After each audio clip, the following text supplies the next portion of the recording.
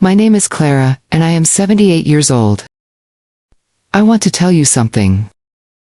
Nobody told me when I was young. I got married when I was 22 years old. Life was very different then. I was taught that a good woman did not ask for much.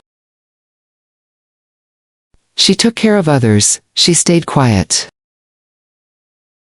She did what was needed. For most of my life, I believed that being a good woman meant saying yes to everyone. I said yes to my husband, my children, my parents, my friends, and my boss. I thought this was love, I thought this was strength. Now I know I was wrong. I spent almost 60 years trying to be perfect.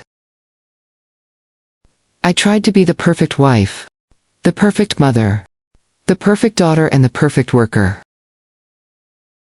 I married a kind man. He worked hard and provided for our family. I loved him, and I know he loved me.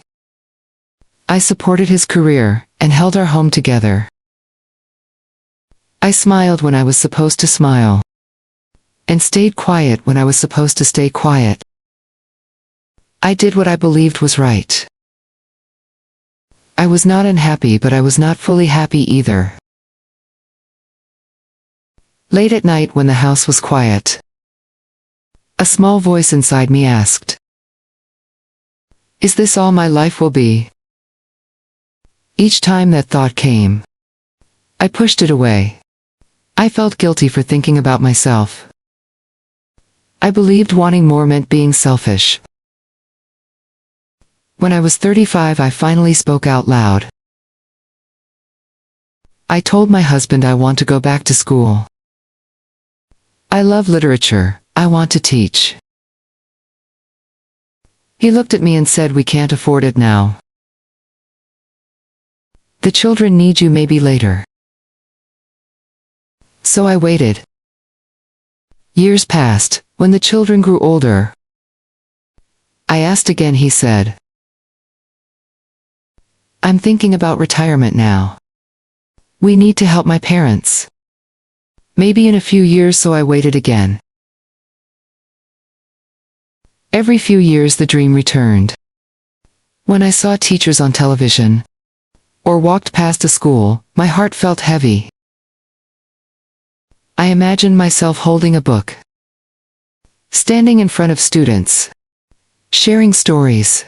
Then I remembered my responsibilities, and the dream slowly faded.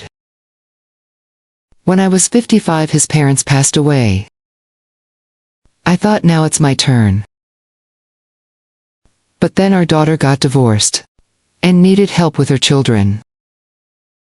I told myself, how can I think about myself when my family needs me? So I waited again. Then when I was 71, my husband passed away after 42 years of marriage. The house became very quiet.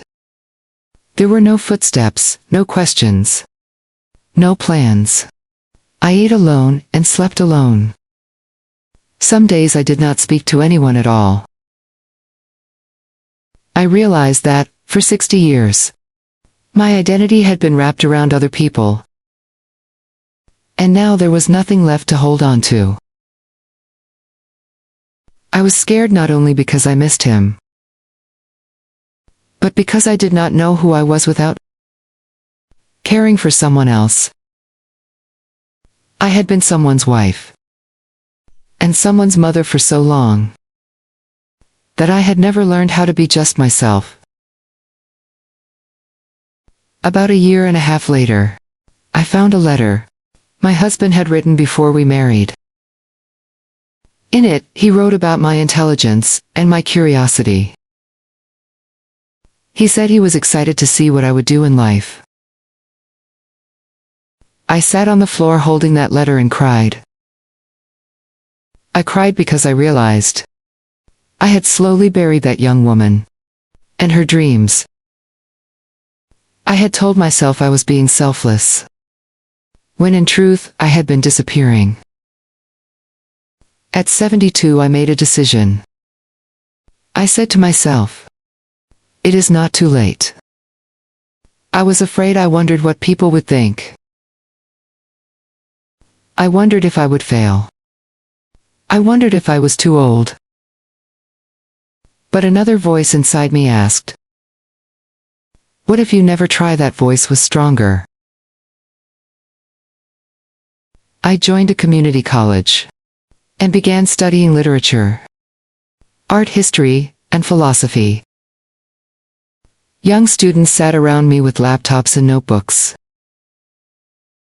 For the first time in decades, I felt alive. I also began traveling at first. I took small trips to nearby places I had always wanted to see. Later I traveled farther.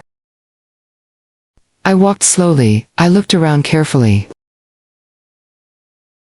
I was no longer rushing through life. I was finally living it.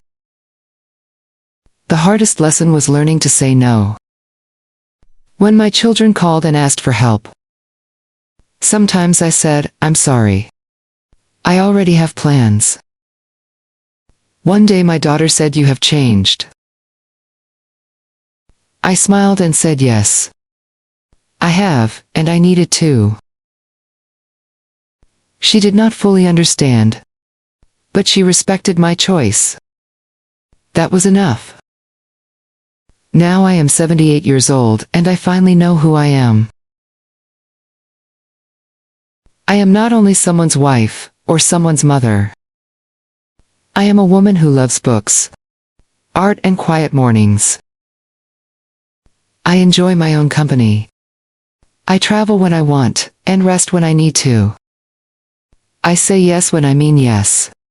And I say no without guilt. But my heart still hurts. I spent 60 years putting myself last. I spent 60 years waiting for permission that never came. I cannot get those years back. Sometimes I imagine speaking to my younger self. I would hold her hands and say, please don't disappear, please don't wait. Your whole life you matter too. You are not selfish for having dreams. You are not selfish for saying no. You are not selfish for choosing yourself. Life never becomes quiet. There will always be another responsibility. Another reason to wait. Please don't make my mistake. Don't wait for permission. Your life is not practice. This is your real life, and it is happening today.